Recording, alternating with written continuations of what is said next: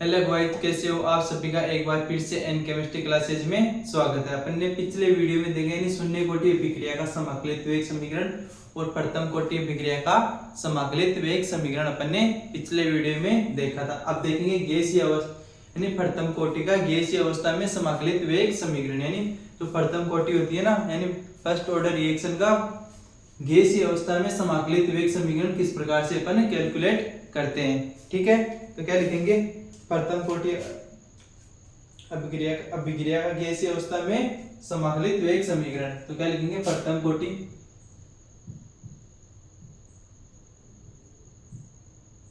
अभिक्रिया का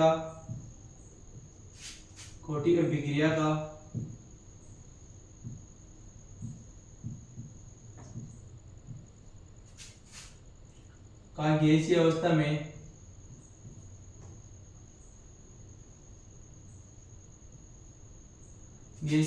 में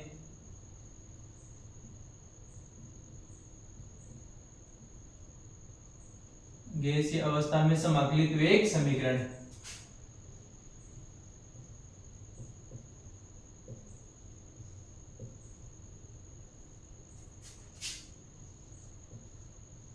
वेग समीकरण, ठीक है। नहीं, प्रथम कोटि अभिक्रिया में यानी प्रथम कोटि अभिक्रिया का गैसीय अवस्था में समाकलित वेग समीकरण। अब कैसे कैसे कैलकुलेट करेंगे। कोई अभिक्रिया अगर गैसीय अवस्था में यानी कोई अभिकारक या उत्पाद गैसीय अवस्था में संपन्न होना तो उसको बोलेंगे गैस प्रथम कोटि अभिक्रिया का समाकलित वेग समीकरण। यदि कोई अभिक्रिया में अभिकारक या उत्पाद, तो क्या लिखेंगे, यदि कोई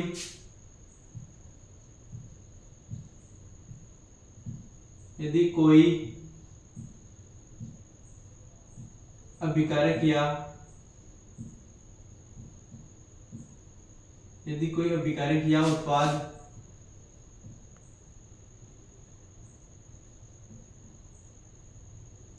गैसीय अवस्था में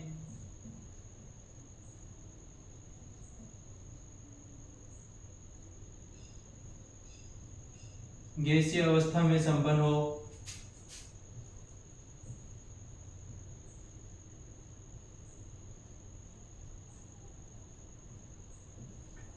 तो गैसीय अवस्था में संपन्न हो तो समाकलित वेग समीकरण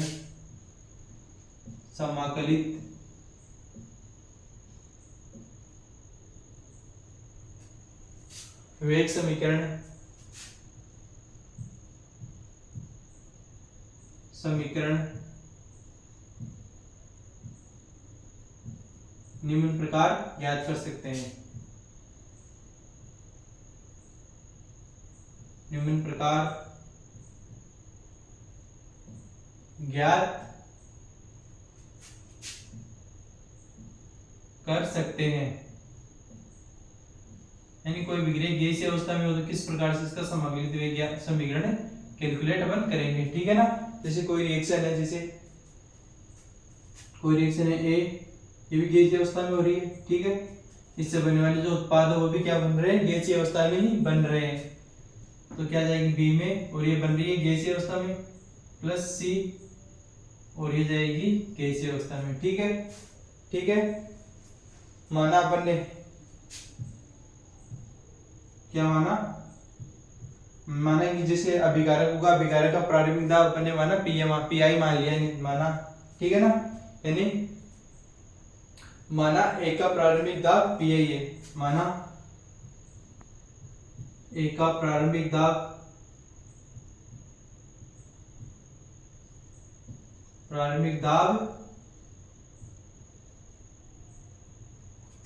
क्या है, पीआई है। ठीक है, और टी समय पर क्या होगा, टी समय पर दाब क्या होगा,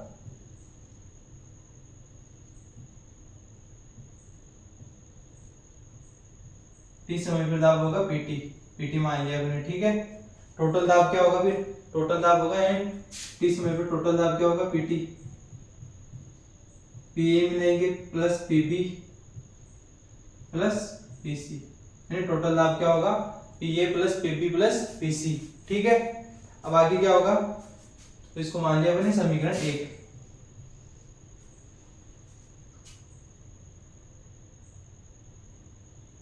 पी ए पी बी और पी सी क्या है, पी ए पी बी और P C, P A P B और पी सी घटक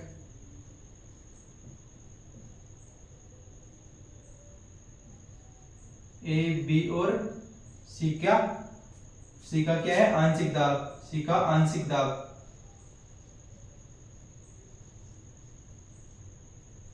आंशिक दाब, ठीक है, यानी घटक ए बी सी का आंशिक दाब, यानी P A P B and total pressure होगा पीटी। टी टाइम पर गैसीय अवस्था का टोटल प्रेशर क्या होगा, P A plus P B plus P C, यानी पीटी टोटल प्रेशर हो गया। ठीक है, पी ए पी बी और पी सी घटक ए बी सी का क्या है, आंशिक दाब है। ठीक है, अब आगे देखो, जैसे वापस अपनी गैसीय अवस्था में लिखा, क्या लिखा, कोई रिएक्शन है, ये रिएक्शन है गैसीय अवस्था में संपन्न हो रही है। ठीक है,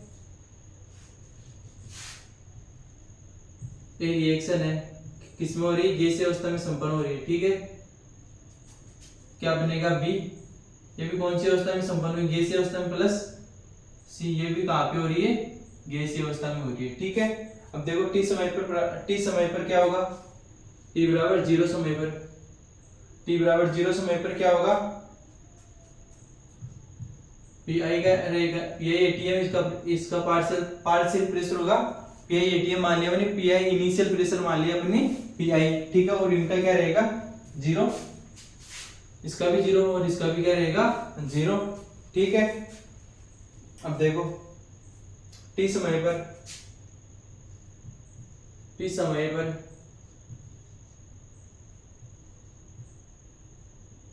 आंशिक दाब,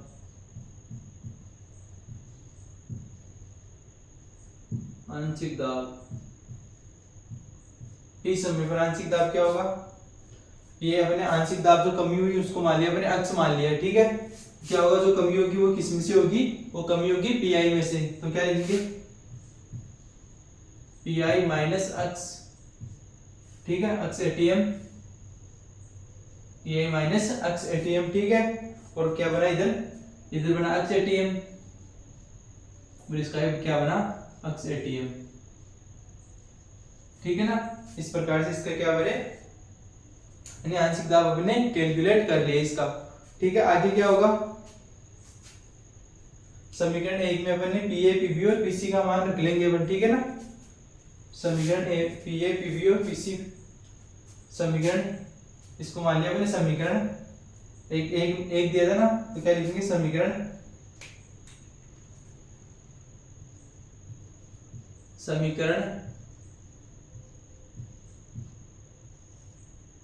एक में पी ए पी बी और पी सी का मान रखने पर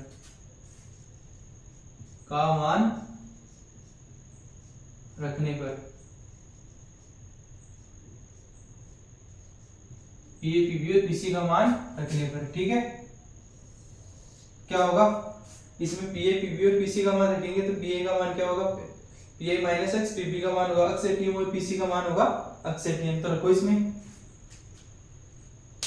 इसका टोटल प्रेशर होगा पीटी इक्वल टू। ठीक है, अब देखो पी की जगह क्या लिखेंगे अपन, P I minus X plus. ठीक है, अब पीबी की जगह लिखेंगे अपन अक्ष एटीएम,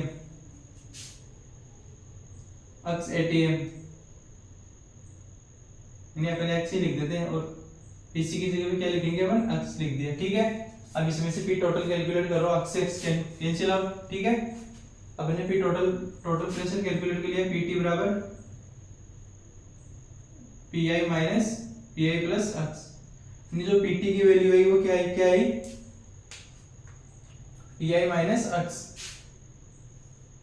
ठीक है, पीटी की वैल्यू क्या आई पी आई माइनस अक्ष। अपने को अक्ष की वैल्यू कैलकुलेट करनी है इससे, अक्ष की वैल्यू क्या आएगी, अक्ष is equal to PT minus P I, यानी जो x की वैल्यू जो आएगी वो क्या आएगी, pt माइनस पी आई, यानी pt माइनस पी आई जो x की वैल्यू मैंने कैलकुलेट कर ली। तो पी की वैल्यू अपन निकाल सकते हैं।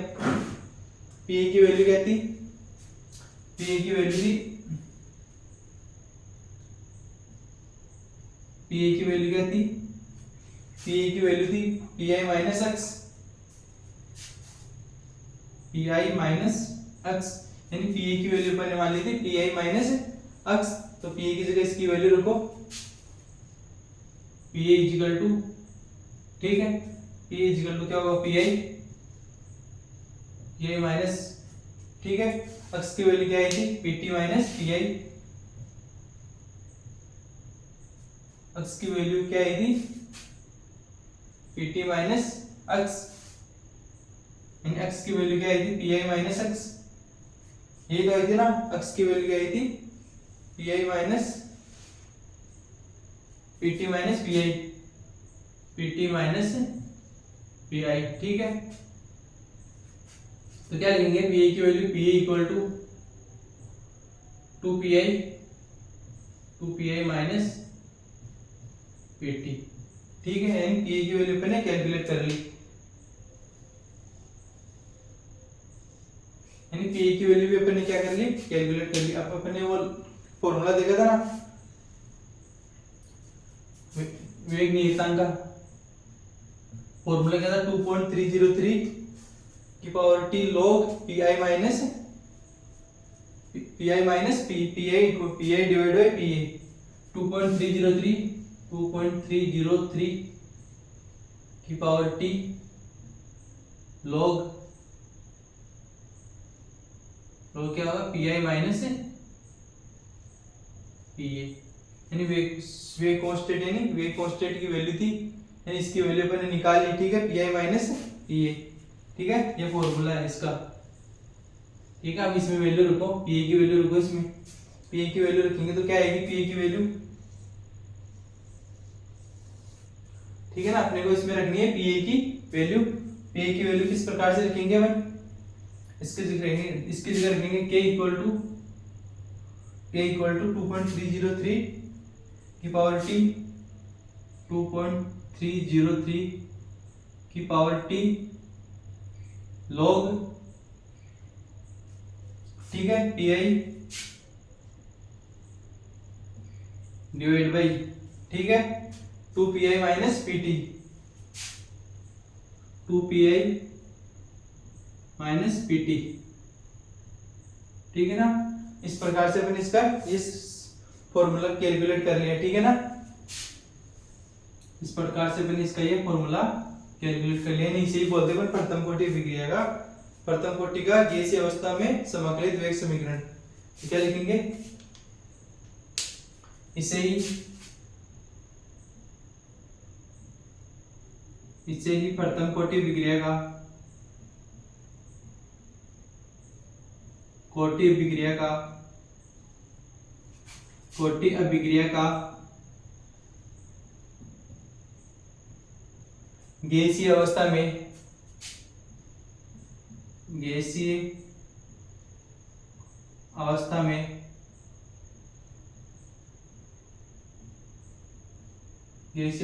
समाकलित वेग समीकरण कहते हैं।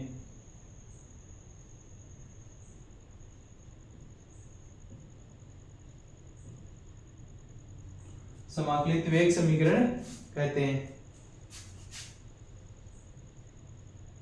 वेग समीकरण कहते हैं,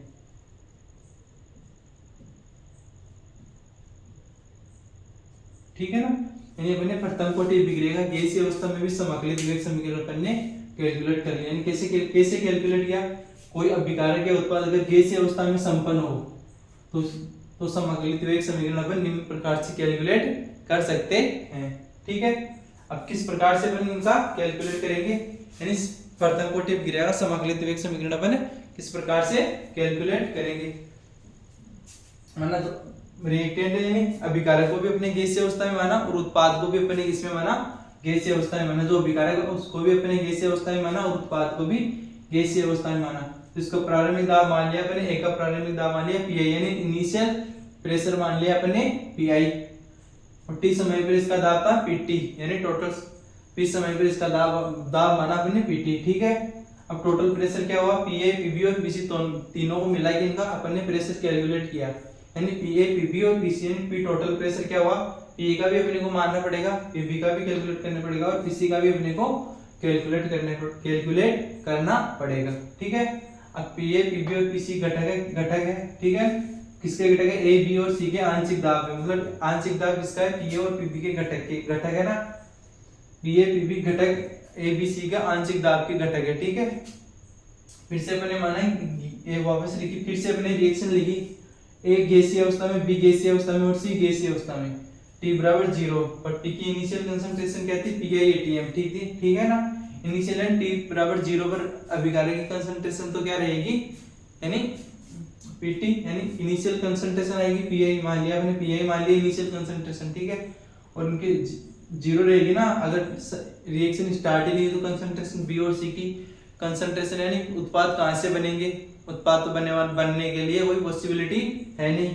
ठीक है, अब टी समय पर देखो, टी समय पर इसका आंशिक दाब क्या होगा, आंशिक दाब होगा, यानी अपन ने मान लिया अक्ष मोल की कमी हो रही है टी समय पर, यानी पीआई से क्या हो रहा है, अभिकारक से अक्ष मोल कम हो रहे हैं, अक्ष मोल कम हो रहे हैं तो क्या होगा, प्रोडक्ट में भी क्या क्या क्या फॉर्मेशन होगा, अक्ष मोल का फॉर्मेशन होगा, यानी अक्ष मोल बीके बनेंगे और अक्ष मोल एटीएम, यानी अक्ष एटीएम बीके बनेंगे और अक्ष एटीएम ही किसके बनेंगे, सीके बनेंगे। ठीक है, अब हमने निकाले पीए, पीबी और पीसी, यानी पीए का मान भी निकाल लिया, पीबी का मान भी निकाल लिया और पीसी का मान भी अपने कैलकुलेट कर लिया। ठीक है, अब पीए, पीबी और पीसी की वैल्यू अपने इसमें रखेंगे। ठीक है, फिर टोटल प्रेशर क्या था, पीए की वैल्यू रख दी अपने पीआई माइनस एक्स, और पीबी की वैल्यू क्या थी एक्स, और पीसी की वैल्यू भी क्या थी, इसमें एक्स वैल्यू थी। ठीक है, अब इसमें देखो फिर टोटल प्रेशर यानी एक्स से एक्स अपने को क्या किया, कैंसिल आउट।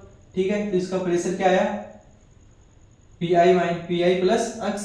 ठीक है, अब इसको देखो अक्ष की वैल्यू अपने निकाली, अक्ष की वैल्यू क्या निकाली, पीटी माइनस पीआई, यानी अक्ष को अपने इधर लेके आ गए। ठीक है, और पीए की वैल्यू क्या थी, पीआई माइनस एक्स, तो अक्ष की वैल्यू अपने जो यहाँ से निकाली वो यहाँ पे रख दी।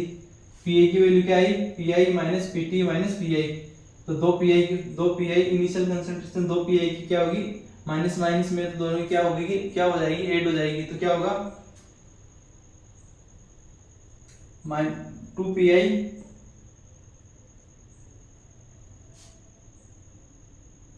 इसमें से एक मिस्टेक हुई, 2 पी आई क्या होगा, प्लस में आएगी शायद पीआई कंसंट्रेशन। ठीक है ना, PT plus pi minus x, pi minus x से एक्स क्या होगा, कैंसिल आउट। ठीक है, 2 पीआई प्लस माइनस पीआई, ऐसे आएगा कुछ इसका, तो क्या होगा, पीआई की वैल्यू पर माइनस पर लिखी तो माइनस आने वाला है, ऐसे होगा कुछ इसका।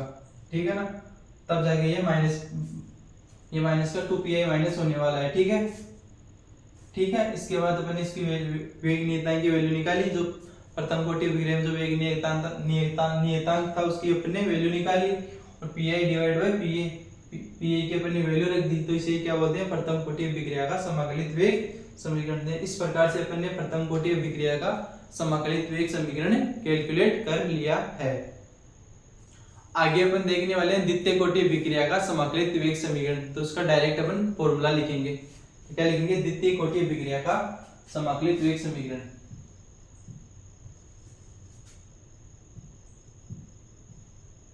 द्वितीय कोटि अभिक्रिया का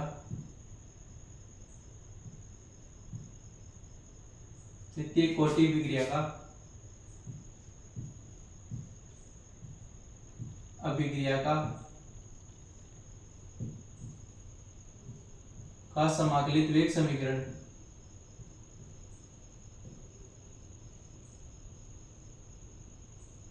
द्वितीय कोटि अभिक्रिया का समाकलित वेग समीकरण,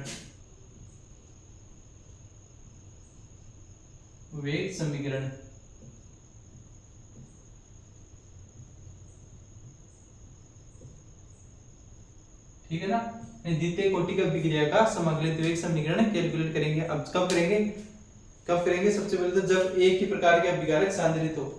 सबसे पहले तो देखेंगे इसकी कंडीशन क्या है। अगर सब एक ही प्रकार के अभिकारक क्या हो, सांद्रित हो, जब क्या लिखेंगे, जब एक ही प्रकार के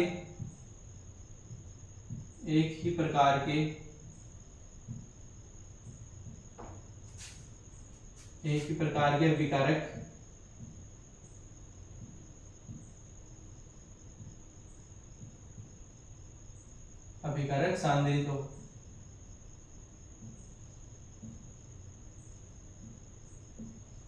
ठीक है ना।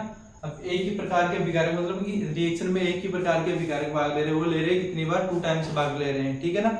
एक ही प्रकार के अभिकारक होंगे लेकिन वो रिएक्शन में कितनी बार पार्टिसिपेट करेंगे, और 2 टाइम रिएक्शन में पार्टिसिपेट करेंगे। ठीक है। तो वेग नियम किस प्रकार से लिखेंगे इसके लिए, अर्थात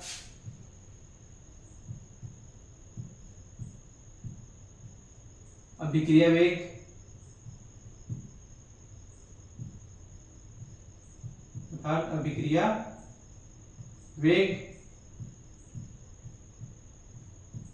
आर इक्वल टू, ठीक है ना।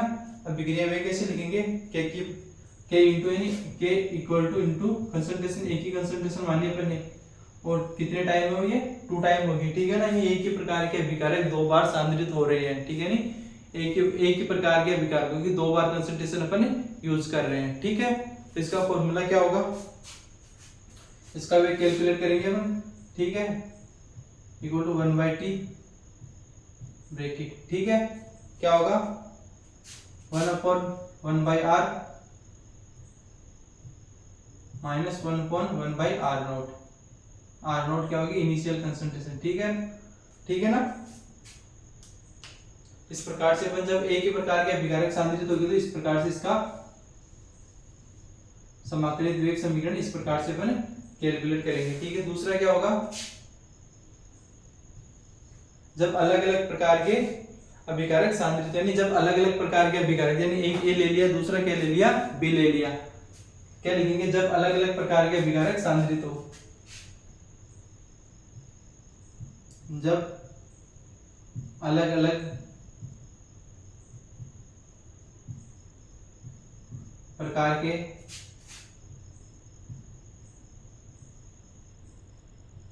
अभिकारक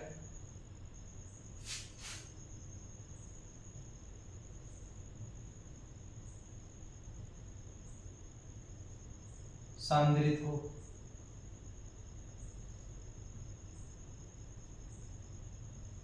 ठीक है ना। जब अलग अलग प्रकार के अभिकारक क्या हो, सांद्रित हो, तब किस प्रकार से इसका वेग नियम लिखते हैं अपन। ठीक है। तो क्या होगा, अभिक्रिया वेग नियम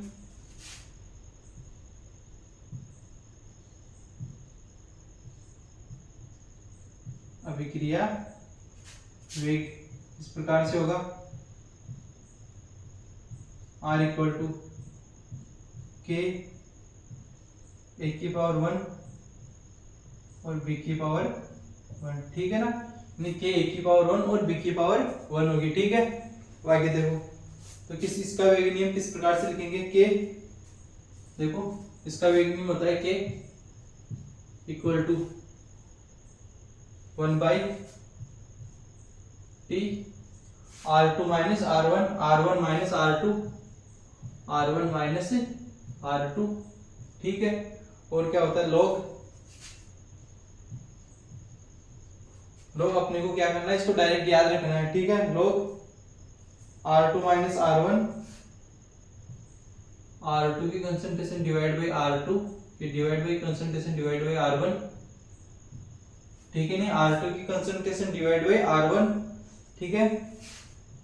और क्या लिखेंगे, r1 माइनस x। ठीक है। डिवाइड बाई क्या लिखेंगे, r2 minus x, r2 minus x। ठीक है।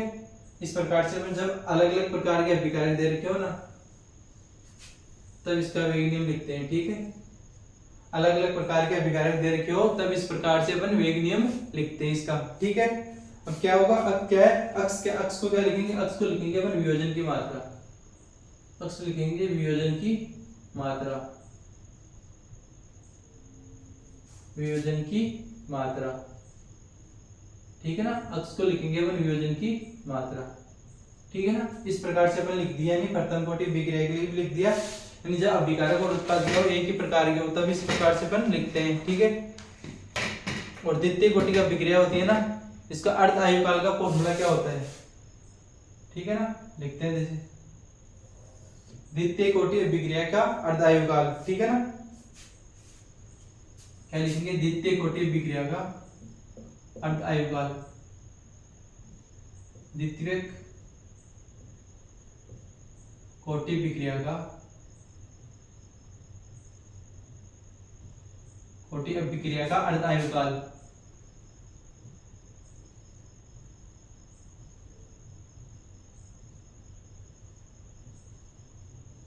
का अर्ध आयुकाल,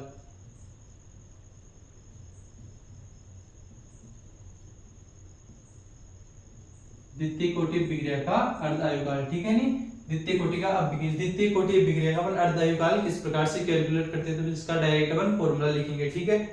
टी की पावर, या एग्जाम में पूछा जाएगा तो आपको डायरेक्ट पूछा जाएगा, टी की पावर 1/2 1/a के और a, ठीक है ना। के की कंसंट्रेशन डिवाइड बाई ए की कंसंट्रेशन, ठीक है ना। इस प्रकार से अपन द्वितीय कोटि का अभिक्रिया का क्या लिखते हैं, ए लिख दो, फिर इसकी जगह अपन रिएक्टेंट भी लिख सकते हैं, ठीक है ना। A1R0 यानी रिएक्टेंट की इनिशियल कंसंट्रेशन, इसे अपन द्वितीय कोटि विक्रिया का अर्ध आयुकाल का अपन फॉर्मूला लिखते हैं, ठीक है ना। अब आगे लिखेंगे द्वितीय कोटि विक्रियाओं के उदाहरण, क्या लिखेंगे, द्वितीय कोटि विक्रियाओं के उदाहरण, तो क्या लिखेंगे, द्वितीय कोटि विक्रियाओं के अभिक्रियाओं के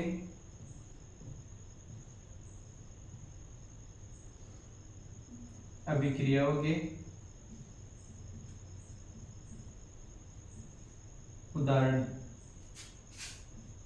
विक्रियाओं के उदाहरण, ठीक है ना। द्वितीय कोटि विक्रियाओं के उदाहरण किस प्रकार से लिखेंगे, लेकिन अपन ने एक चीज देखी, क्या देखी, तो द्वितीय कोटि विक्रिया का ना जो इनिशियल कंसंट्रेशन पे डिपेंड करता है या नहीं करता। द्वितीय कोटि विक्रिया का अर्ध आयुकाल क्या होता है, इनिशियल कंसंट्रेशन पे डिपेंड करता है, लेकिन क्या क्या होता है, वो इनवर्सली होता है।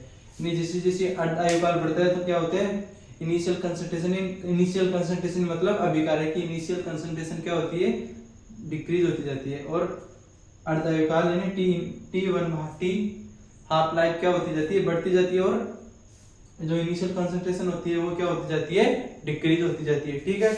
जैसे द्वितीय कोटि विक्रिया का एग्जांपल क्या होगा, फर्स्ट एग्जांपल होगा 2NO2, ठीक है ना। 2NO2 तो क्या बनेगा, 2NO प्लस O2, 2NO2 की रिएक्शन मैंने करवाई तो क्या बनेगा, 2NO प्लस O2, ठीक है। दूसरा एग्जांपल क्या होगा, इसका सेकंड एग्जांपल क्या होगा, 2HI की रिएक्शन किससे, 2HI की रिएक्शन भी क्या होगी, द्वितीय कोटि विक्रिया की 2HI, क्या लिखेंगे, H2 plus I2, H2 plus I2, ठीक है ना। ये भी क्या है, द्वितीय कोटि विक्रिया की का एग्जांपल है। तीसरा एग्जांपल क्या होगा, H2O2, ठीक है ना। H2O2 की रिएक्शन करवाएंगे हम क्षारीय माध्यम में, ठीक है। H2O2 यानी हाइड्रोजन पेरोक्साइड, क्या बनेगा, H2O, एक तो बनेगा H2O प्लस एक बनेगा O2, ठीक है। एक तो बनेगा H2O और एक बनेगा O2, ठीक है ना। इसके कितने मोल बनेंगे, वाटर के 2 मोल बनेंगे, ठीक है। अगला एग्जांपल देखो, एस्टर का क्षारीय माध्यम में अपघटन, ठीक है ना। देखो चौथा देखो, एस्टर का क्षारीय माध्यम में अपघटन, ये बेसिक कंडीशन में होगा, ठीक है ना।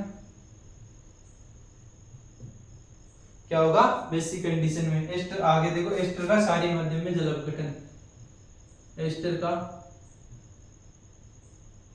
क्षारीय माध्यम में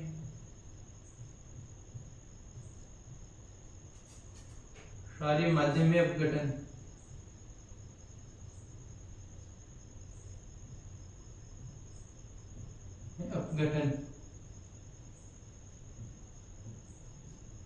एस्टर का क्षारीय माध्यम में अपघटन किस प्रकार से होगा, ठीक है, एस्टर की रिएक्शन करवाते हैं अपन OH के साथ, ठीक है ना। तो क्या बनेगा एस्टर की रिएक्शन CH3 C++O C2H5 और इसकी रिएक्शन करवाएंगे OH माइनस के साथ, ठीक है। तो क्या बनेगा CH3 C++O माइनस आयन, ठीक है, और क्या बनेगा C2H5OH C2H5OH, ठीक है ना, C2H5OH बनेगा, ठीक है। और क्या होगा, एक एग्जांपल और है, 2NO की रिएक्शन ओजोन के साथ करवाएंगे, ठीक है ना। पांचवा एग्जांपल क्या होगा, NO की रिएक्शन किसके साथ, ओजोन के साथ, ठीक है। NO की रिएक्शन किसके साथ हुई, ओजोन के साथ। तो क्या बनाया इसने NO2 plus O2 NO2 plus O2 यानी NO2 बनाएगा एक तो, और एक बनाएगा O2 बनाएगा, ठीक है ना। इस प्रकार से अपन ने देख लिया नहीं सेकेंडरी द्वितीय कोटि विक्रिया हो भी क्या क्या क्या देख लिया अपन ने, एग्जांपल देख लिया यानी, ठीक है। यानी एक ही प्रकार के विकारक सांद्रित तो किस प्रकार से उसका विक्रिया वेग लिखते हैं, ठीक है ना। और अलग अलग प्रकार के हो तो उसका किस प्रकार से अपन विक्रिया वेग लिखते हैं और क्या लिखते हैं। अब वो देखो द्वितीय कोटि विक्रिया का अर्धायुगाल है, द्वितीय कोटि विक्रिया का अर्धायुगाल अपन किस प्रकार से लिखते हैं, ठीक है।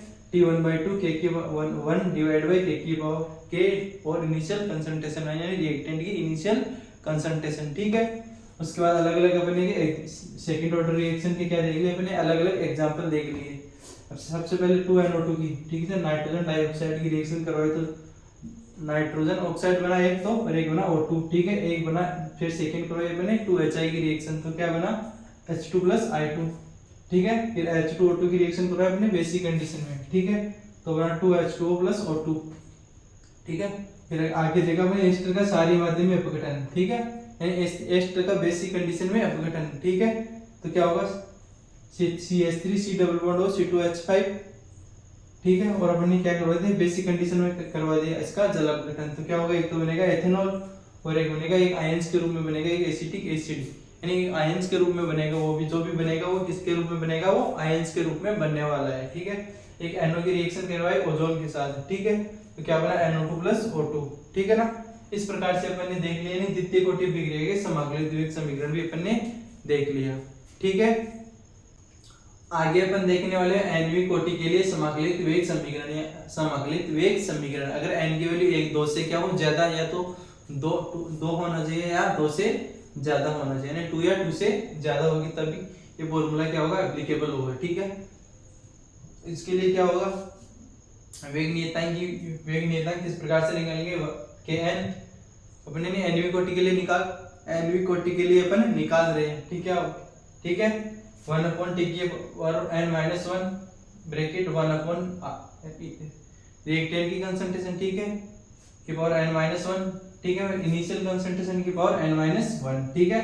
nवीं कोटि का क्या होगा अर्धायुगाल किस प्रकार से अपन निकालेंगे, nवीं कोटि का अर्धायुगाल निकालेंगे t की पावर 1/2, ठीक है, 2 की पावर n-1 की पावर -1, ठीक है, डिवाइड बाय 2 की पावर n-1 Kn, ठीक है, और R0 की पावर n-1।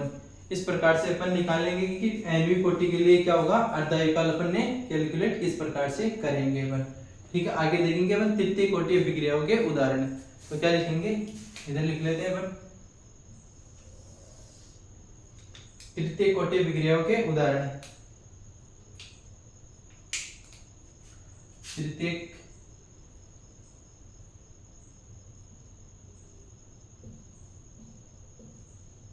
तृतीय कोटि विक्रियाओं के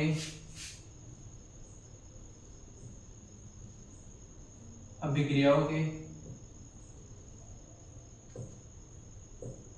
उदाहरण, यानी तृतीय कोटि विक्रियाओं के क्या भी देखेंगे उनके भी उदाहरण देख लेते हैं, ठीक है ना।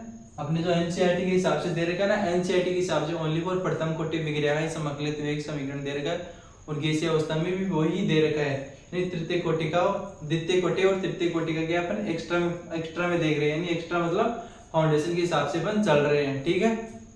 तो क्या होगा तृतीय कोटि विक्रियाओं के उदाहरण, सबसे पहले NO2 की रिएक्शन कराओ, 2NO की रिएक्शन कराओ O2 के साथ, 2NO की रिएक्शन कराओ O2 के साथ, ठीक है ना। 2NO की रिएक्शन करो O2 के साथ तो क्या बनेगा 2NO2 बनेगा 2NO2। ठीक है, दूसरा एग्जांपल देखो। दूसरा एग्जांपल क्या होगा, 2NO की रिएक्शन Br2 के साथ रिएक्शन करवाओ। 2NO की रिएक्शन क्या करवाओ Br2 के साथ, क्या बनेगा 2NOBr 2NOBr बनेगा। ठीक है, यानी 2NOBr बनेगा। तीसरा देखो, तीसरा एग्जांपल क्या होगा इसका, यानी आंशिक कोटि के, अगर आगे देखो आंशिक कोटि दे रखी हो, ठीक है ना, आंशिक कोटि के उदाहरण देखो। अगर रोज अभिक्रिया आंशिक कोटि की दे रखी हो तो क्या लिखेंगे, आंशिक कोटि के उदाहरण है। आंशिक कोटि के उदाहरण है। आंशिक कोटि के उदाहरण। आंशिक कोटि के एग्जांपल किस प्रकार से होंगे, ठीक है ना। आंशिक कोटि की एग्जांपल होगी क्लोरोफॉर्म की रिएक्शन करो, किसके साथ करोगे Cl2 के साथ। आगे देखो, इसमें देखो CH Cl3 के साथ CH Cl3 की रिएक्शन करो अपन Cl2 के साथ, क्या बनेगा, एक बनेगा CCl4 एक बनेगा HCl। ठीक है ना, एक तो बनेगा CCl4 एक बनेगा HCl। ठीक है, तो इसके लिए अभिक्रिया वेग किस प्रकार से लिखेंगे, इसके लिए लिखेंगे अभिक्रिया वेग।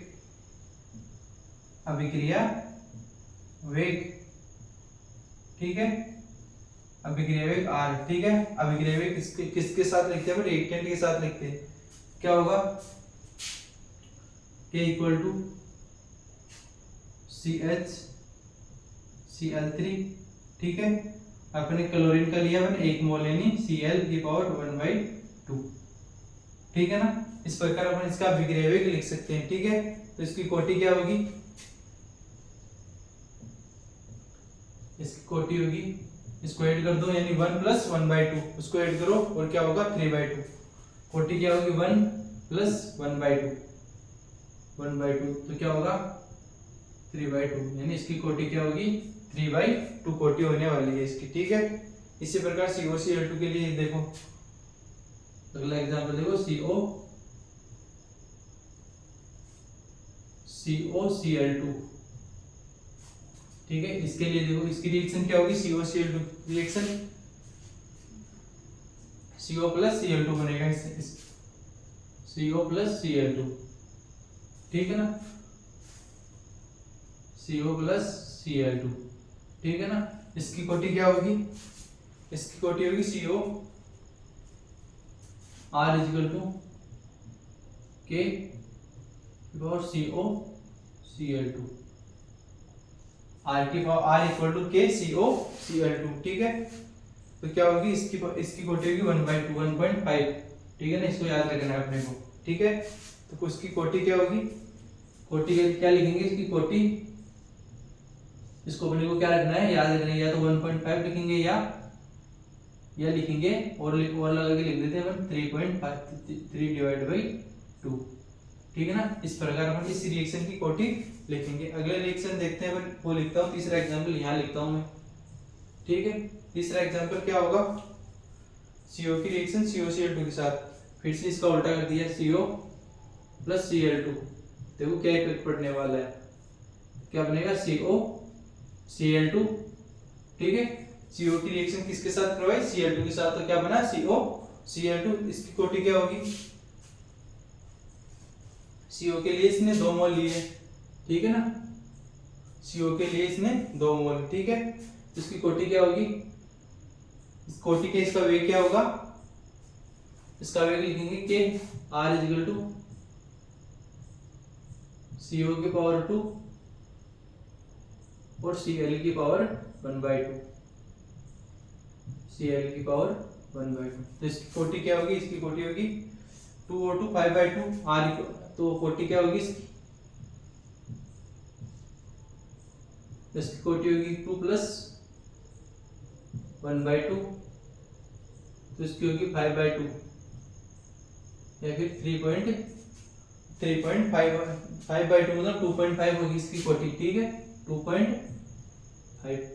इस प्रकार की रिएक्शनों के लिए अपन इस प्रकार की कोटि निकाल लेते हैं। ठीक है, तो देखो सबसे पहले अपन ने देखा तृतीय कोटि विक्रिया के उदाहरण है। तृतीय कोटि विक्रिया के उदाहरण अपने को देखना है ये तृतीय कोटि विक्रिया है या नहीं है। ठीक है ना,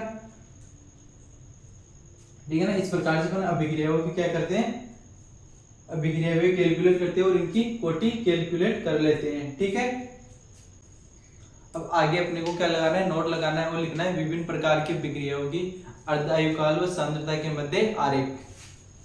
ठीक है, नोट लगा के लिखना है, नोट विभिन्न प्रकार की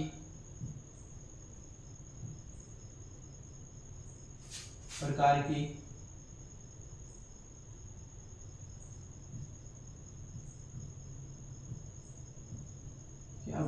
के लिए, विभिन्न प्रकार की अभिक्रियाओं के लिए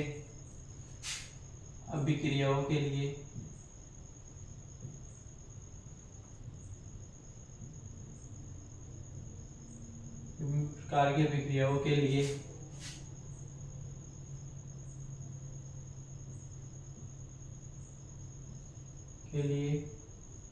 विभिन्न प्रकार की अभिक्रियाओं के लिए अर्धायुकाल व सांद्रता के मध्य आरेख। अर्धायुकाल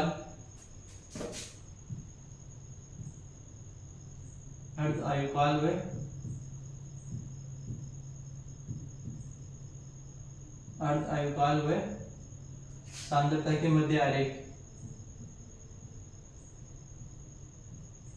अर्धायुकाल व सांद्रता के मध्य आरेख के मध्य आरेख। ठीक है ना, क्या देखेंगे, विभिन्न प्रकार की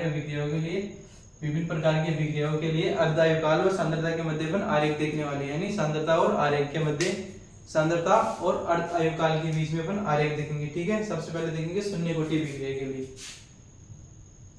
सबसे पहले देखेंगे शून्य कोटि के लिए, शून्य कोटि विक्रिया के लिए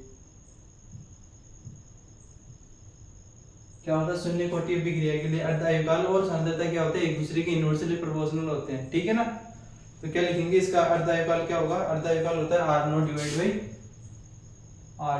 बाई 2k। ठीक है ना, T1/2 ये तो होता है ना इसका अर्धायुकाल। ठीक है नहीं, तो अर्धायुकाल होता है वो इनिशियल कंसंट्रेशन के क्या होता है, डायरेक्टली प्रोपोर्शनल होता है। ठीक है, डायरेक्टली प्रोपोर्शनल होगा तो इसका आरेख किस प्रकार से बनेगा, इसका आरेख बनेगा इस प्रकार से।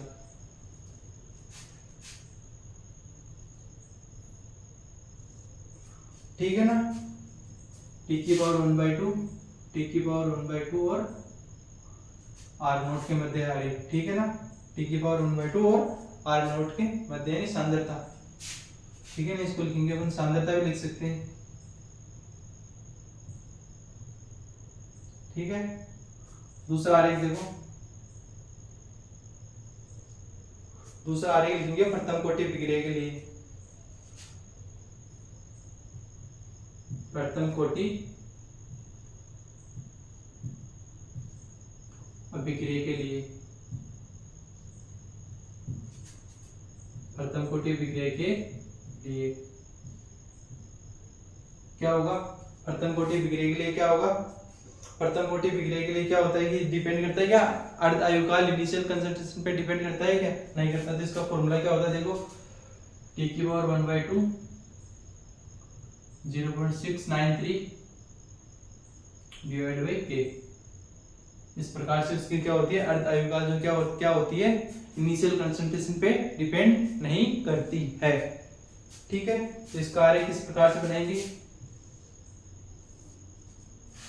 T⁴1/2 और सांद्रता है नहीं, तो क्या होगा, सांद्रता पर तो इस क्या करता है, डिपेंड ही नहीं करता, तो इसका आरेख होगा इस प्रकार से आरेख बनेगा इसमें। ठीक है ना, नहीं एकदम लीनियर। ठीक है, अगला देखो द्वितीय कोटि के लिए क्या होता है, तीसरा देखो द्वितीय कोटि के लिए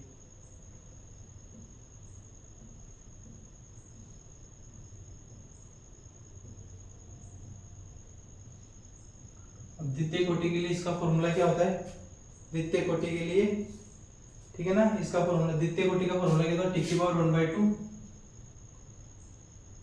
into 1/1 k a0 initial concentration. ठीक है, अब की बार बनाएंगे t⁻1/2 और 1/a0 के मध्य अपन आरेख बनाएंगे इसका, ठीक है ना, t⁻1/2 और 1/a0 के मध्य आरेख बनाएंगे। ठीक है, तो ये आरेख इस प्रकार से इसका आरेख बनने वाला है। ठीक है ना, इस प्रकार से अपन इसका आरेख बनाएंगे। ठीक है, अब बनाएंगे अभिक्रिया वेग व सांद्रता के मध्य आरेख। तो क्या लिखेंगे नीचे, अभिक्रिया वेग व सांद्रता के मध्य आरेख। अब बनाएंगे अभिक्रिया वेग व सांद्रता के मध्य आरेख। अभिक्रिया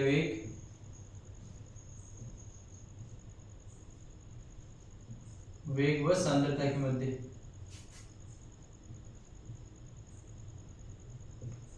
अभिक्रिया वेग व सांद्रता के मध्य अपन आरेख बनाएंगे। ठीक है, सबसे पहले लिखेंगे हम शून्य कोटि के लिए, पहला बनाएंगे शून्य कोटि के लिए,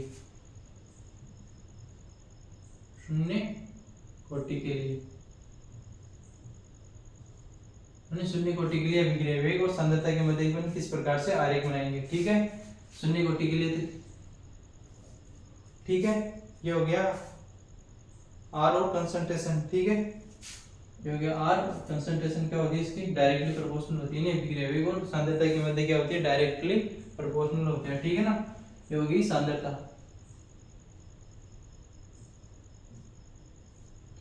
और दूसरा क्या होगा, द्वितीय कोटि के लिए, शून्य कोटि के लिए। ठीक है, अगला बनाएंगे द्वितीय कोटि के, अगला बनाएंगे प्रथम कोटि के लिए, दूसरा बनेगा प्रथम कोटि के लिए, प्रथम कोटि के लिए।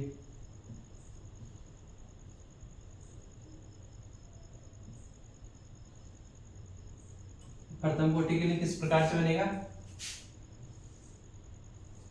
ठीक है, नहीं, प्रथम कोटि के लिए किस प्रकार से बनेगा, डायरेक्टली प्रोपोर्शनल होगा ये भी, अभिक्रिया वेग और कंसंट्रेशन।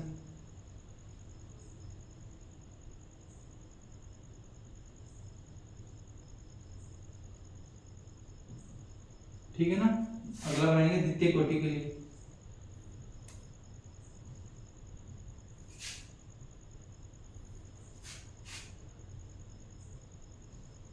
द्वितीय कोटि के लिए,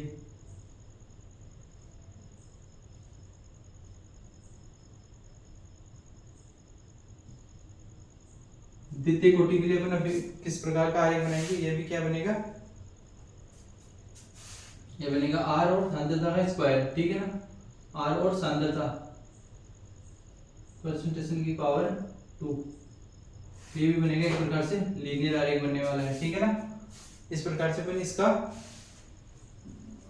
द्वितीय कोटि के लिए भी अपन अभिक्रिया वेग और सांद्रता के मध्य क्या बना लिया अपने, आरेख बना लिया। अब ठीक है, आगे बनाएंगे अपन क्या, समाकलित वेग समीकरण व सांद्रता व समय के मध्य आरेख। ठीक है, नेक्स्ट अपन देखेंगे समाकलित वेग समीकरण व सांद्रता के मध्य आरेख।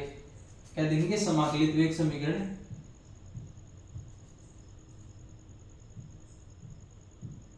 समाकलित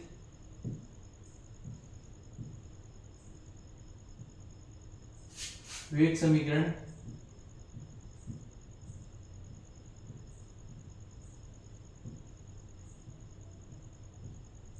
समाकलित वेग समीकरण व सांद्रता के समाकलित वेग समीकरण। ठीक है, समाकलित वेग समीकरण सांद्रता व समय के मध्य आरेख। समीकरण में सांद्रता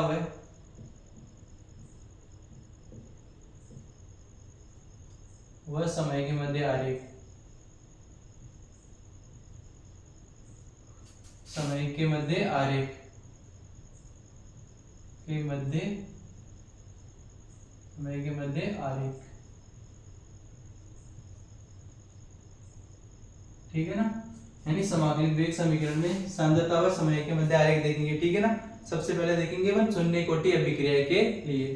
ठीक है, पहला होगा शून्य कोटि अभिक्रिया के लिए, फर्स्ट होगा शून्य कोटि अभिक्रिया के लिए, शून्य कोटि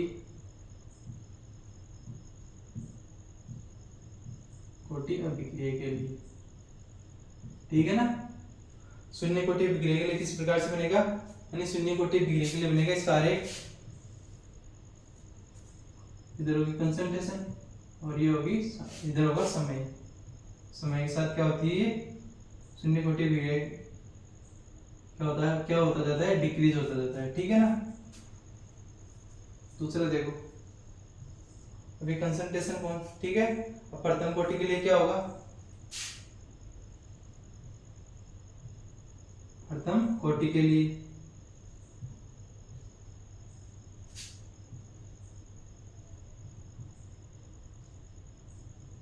ठीक है ना, प्रथम कोटि के लिए अपन समाकलित विवेक समीकरण इस प्रकार से लिखेंगे, अपन लिखेंगे log a और समय के मध्य आरेख, log a व समय के मध्य आरेख, log a व समय के मध्य आरेख, ठीक है ना। ये भी क्या होगा, डिक्रीज होता हुआ ही दिखेगा, ठीक है। और अब द्वितीय कोटि के लिए देखो, तीसरा क्या होगा, द्वितीय कोटि के लिए,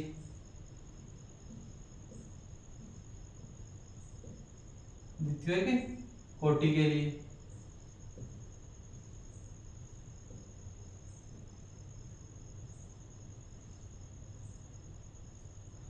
द्वितीय कोटि के लिए क्या होगा, समाकलित, इसका आरेख कैसा होगा, इसका आरेख होगा, द्वितीय कोटि के लिए बनाएंगे अपन समय, द्वितीय कोटि के लिए बनाएंगे समय और 1/a के मध्य आरेख, 1/a के मध्य आरेख, ये आरेख बनेगा, इस प्रकार से इसका आरेख बनने वाला है, ठीक है। यानी समाकलित विवेक समीकरण भी अपने आरेख देख लिया, अर्धायुकाल भी देख लिया, ठीक है ना। अर्धायुकाल और समय के मध्य भी अपने आरेख देख लिया। अगले वीडियो में देखेंगे अपन छद्म कोटि की अभिक्रिया और एग्जाम्पल, यानी छद्म कोटि की अभिक्रिया किस प्रकार की होती है और उनके एग्जाम्पल और क्वेश्चन करने वाले अगले लेक्चर में, अपन अगले लेक्चर में करेंगे only for question he question, ठीक है।